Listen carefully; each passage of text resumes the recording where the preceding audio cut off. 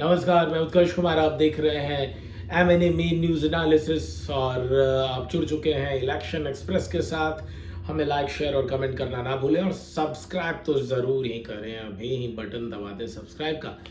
आज जो खबर है देश और दुनिया से अहम खबरें आ रही हैं। इस बीच बिहार विधानसभा चुनाव को लेकर भी काफ़ी चहलकदमी बढ़ गई है और इस बीच लालू के बड़े लाल तेज प्रताप यादव ने अपनी पार्टी के पोस्टर बैनर से जो है लालू प्रसाद और राबड़ी देवी का जो है चेहरा और नाम हटा दिया है। हालांकि इससे किसी तरह के शायद पार्टियों के बीच कन्फ्यूज़न ना पैदा हो, इसलिए ये कदम उठाया गया है। इस पर स्पष्टीकरण भी दी है तेज प्रताप यादव ने। तेज प्रताप लालू के बड़े लाल हैं और उन्होंने इससे पहले रोहिणी आचार्य, उनकी दूसरी बहन जो है, मतलब सबसे बड़े के बाद दूसरे नंबर पर आती है रोहिणी आचार्य, उनके अपमान के बदला लेने की बात की गई है। इस बीच जो राज्यसभा सांसद है राजद के, हरियाणा से आते हैं, तेजस्वी के करीबी हैं, मित्र हैं, उन्होंने भी उन पर जो आरोप लगाए गए थे कि उस सीट पर वो बैठे थे वैनिटी वैन में, जहां पर हक लालू और या तेजस्वी का होता है या पार्टी के मुखिया का या टॉप लीडर का, उस पर भी उसने स्पष्टीकरण दे दी है।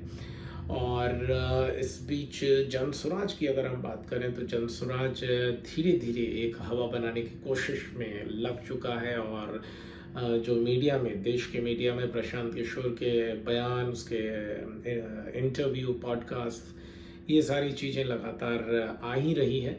ज़मीनी हकीकत देखें फील्ड पर तो ये पेनिट्रेशन जो है, लोगों तक पहुंचने की जो सक्षमता है, वो ग्राउंड लेवल पर पूरे बिहार में जनसुराज की थोड़ी कम दिख रही है और सोशल मीडिया प्लेटफॉर्म के तहत वो ज़्यादा से ज़्यादा पहुंच रहे हैं और ख़ासकर जो प्रशांत किशोर हैं, उनकी बातें पहुंच रही हैं। इस बीच अब ऐसी संभावना जताई जा रही है कि 8 तारीख तक या 8 से पहले अक्टूबर महीने में जो है वो प्रेस कॉन्फ्रेंस की जाएगी इलेक्शन कमीशन ऑफ इंडिया के द्वारा। ईसीआई के जो चीफ इलेक्शन कमिश्नर हैं वो आएंगे, पटना का दौरा करेंगे। इसके बाद यहाँ पर विधानसभा चुनाव की तारीखों का ऐलान कर देंगे। चुनाव जो है 3 चरण में होने की संभावना बताई जाती है। ऐसे बिहार, उत्तर प्रदेश और बंगाल जैसे राज्यों में 5 से 7 चरणों में चुनाव होती है।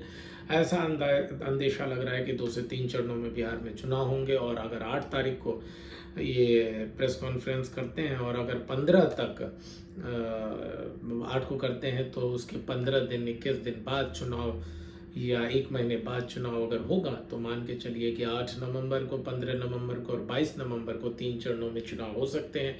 और 25 नवंबर को रिजल्ट आ जाएगी और नवंबर के आखिर तक सरकार बन भी जाएगी।